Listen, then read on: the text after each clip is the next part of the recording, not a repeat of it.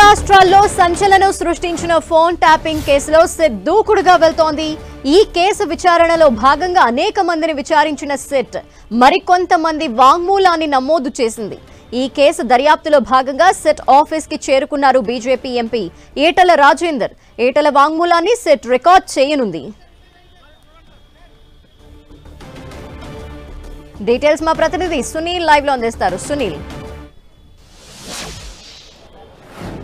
రెండు తెలుగు రాష్ట్రాల్లో తీవ్ర రాజకీయ ప్రకంపనలు సృష్టిస్తున్నటువంటి ఫోన్ ట్యాపింగ్ కేసులో సిట్ అధికారులు మరింత దూకుడు పెంచారు. ఇప్పటికే మనం చూసాం, దాదాపు నిందితుల స్టేట్మెంట్తో పాటు ఈ కేసులో నిందితులు ఇచ్చినటువంటి కాల్ డేటా ఆధారంగా కొంతమంది సాక్షులను సైతం సిట్ అధికారులు విచారించి వారి యొక్క స్టేట్మెంట్ నమోదు చేసుకున్నారు. ఇందులో భాగంగానే మనం గతంలో చూసాం, కాంగ్రెస్ పార్టీ అధ్యక్షులుగా ఉన్నటువంటి మహేష్ కుమార్ గౌడ్ స్టేట్మెంట్తో పాటు మరోవైపు జయపాల్ రెడ్డి స్టేట్మెంటు, అదేవిధంగా కొంతమంది వ్యాపారవేత్తల స్టేట్మెంట్తో పాటు మరోవైపు ఈరోజు BJP MP Etela Rajender statement నమోదు చేసుకున్నారు సిట్ అధికారులు.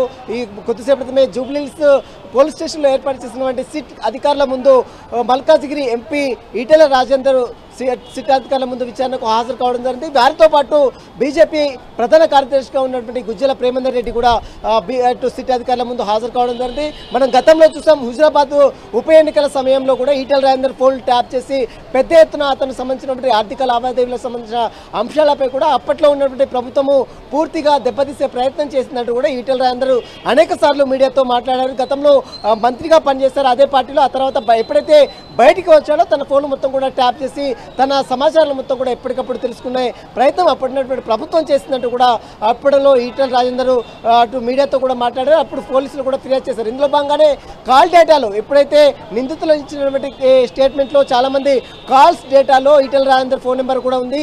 ఈ నేపథ్యంలో ఈటల రాజేందర్ వచ్చి స్టేట్మెంట్ ఇవ్వాలంటూ కూడా ఈ సిట్ అధికారులు ఈటలకు సమాచారం అందించారు. ప్రస్తుతం ఈటల రాజేందర్ ఈరోజు జూబ్లీహిల్స్ సిట్ అధికారుల ముందు విచారణకు హాజరయ్యారు. అతని స్టేట్మెంట్ కూడా సాక్షిగా మాత్రమే అతని యొక్క స్టేట్మెంట్ నమోదు చేసుకుంటారు ఈరోజు సిట్ అధికారులు. మనం గతంలో చూసాం, ఈ కేసులో రివ్యూ కమిటీలో ఉన్నటువంటి వ్యక్తుల అంటే అధికారుల స్టేట్మెంట్ కూడా ఇప్పటికే సిట్ అధికారులు నమోదు చేసుకుందంటే ఎప్పుడైతే ఎలక్షన్ రిజల్ట్ వచ్చిన తర్వాత ఇక ప్రభుత్వం ఏర్పడదని తెలుసుకున్న తర్వాత అక్కడ ఉన్నటువంటి ఎస్ఐబి మాజీ డిఎస్పీగా పనిచేసినటువంటి ప్రణీత్ రావు మొత్తం కూడా ఆర్టీఎస్లో ఎస్ఐబి కార్యాలయంలో ఉన్నటువంటి కీలక ఎవిడెన్స్ మొత్తం కూడా పూర్తిగా డిస్ట్రాయ్ చేయడం జరిగింది. వాటన్నిటి కూడా మూసిలో పడివేశారు. ఆ సంబంధించిన విషయాలపై కూడా సిట్ అధికారులు పూర్తిగా లోతుగా దర్యాప్తు కొనసాగిస్తున్నారు. వైపు నిందితులు ఇచ్చిన స్టేట్మెంట్తో పాటు మరోవైపు సాక్షుల స్టేట్మెంట్ కూడా సిట్ అధికారులు నమోదు చేస్తున్నారు. ఎందుకంటే ఇప్పటికే ఈ కేసులో మనం చూస్తాం, ఎస్ఐపి చీఫ్గా పనిచేస్తున్నటువంటి ప్రభాకర్ స్టేట్మెంట్ కూడా నమోదు చేసుకున్నారు.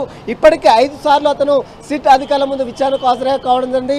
అతని యొక్క స్టేట్మెంట్ నమోదు చేసుకున్న నేపథ్యంలో అతను ఇచ్చినటువంటి ఆధారాల మేరకు, అతను ఇచ్చినటువంటి ఎవిడెన్స్ మేరకు పై స్థాయి అధికారులు ఎవరైతే ప్రమేయం ఉందో అప్పట్లో పనిచేసినటువంటి డీజీపీగా పనిచేసినటువంటి మహేందర్ రెడ్డి స్టేట్మెంట్ కావచ్చు, అప్పట్లో పనిచేసినటువంటి అంజన్ కుమార్ స్టేట్మెంట్ కూడా నమోదు చేసేందుకు సిట్ అధికారులు కూడా ప్రయత్నాలు చేస్తున్నారు. ఎందుకంటే ఇప్పుడు మహేందర్ రెడ్డి ఇప్పుడు Telangana public service commission chairman గా పనిచేస్తున్నారు కాబట్టి అతన్ని విచారించాలంటే ఒక రాజ్యాంగబద్ధమైనటువంటి పదవిలో ఉన్న నేపథ్యంలో గవర్నర్ అనుమతి తీసుకొని ఖచ్చితంగా అతన్ని కూడా విచారించాలని సిట్ అధికారులు భావిస్తున్నారు. మరోవైపు అప్పట్లో శాంతకుమారిగా చీఫ్ సెక్రటరీగా పనిచేస్తున్నటువంటి శాంతకుమారి ఇప్పటికే అమెరికా వెళ్ళారు. అంతకుముందే అధికారులు ఆమె యొక్క స్టేట్మెంట్ కూడా ఆన్లైన్ వర్చువల్ గా స్టేట్మెంట్ కూడా నమోదు చేసుకున్న సమాచారం తెలుస్తుంది. ఈమెతో పాటు అప్పుడు ప్రిన్సిపల్ సెక్రటరీగా పనిచేస్తున్నటువంటి రవిగుప్తాతో పాటు జితేందర్ రెడ్డి, ఇప్పుడు ప్రస్తుతం డీజీపీగా ఉన్నటువంటి జితేందర్ రెడ్డి స్టేట్మెంట్ కూడా సిట్ అధికారులు నమోదు చేసుకున్నారు. ప్రస్తుతం అయితే సాక్షిగా ఈటల రాజేందర్ జూబ్లీహిల్స్ పోలీస్ స్టేషన్లో ఏర్పడిన సిట్ అధికారుల ముందు విచారణకు హాజరయ్యారు. అతను సాక్షిమై ఈరోజు స్టేట్మెంట్ ఇస్తారు. హుజరాబాద్ ఎన్నికల సమయంలో కావచ్చు, 2023 తన ఓటమి అంటే ఎమ్మెల్యేగా ఓటమి చెందడానికి గల ప్రధాన కారణం అప్పుడు ఫోన్ ట్యాపింగ్ అని గతంలో కూడా అనేక సార్లు ఈటల ప్రస్తావించారు. కాబట్టి దానికి సంబంధించిన విషయాలపై కూడా మరి ఈ సిట్ అధికారుల ముందు ఎలాంటి అంశాలు పొందుపరుస్తారనేది కూడా మరి కాసేపులోనే క్లారిటీ వచ్చే అవకాశం. ప్రస్తుతం అయితే బీజేపీ ఎంపీ ఈటల రాజేందర్తో పాటు బీజేపీ ప్రధాన కార్యదర్శిగా ఉన్నటువంటి గుజ్జల ప్రేమేందర్ రెడ్డి కూడా ఇప్పటికే ఇద్దరు సిట్ అధికారుల ముందు హాజరు కావనుంది. వారి స్టేట్మెంట్ నమోదు చేసుకున్న బయటకు వచ్చిన తర్వాత ఈటల రాజేందర్ కూడా మీడియాతో మాట్లాడే అవకాశం ఉంది. Thank you Sunil.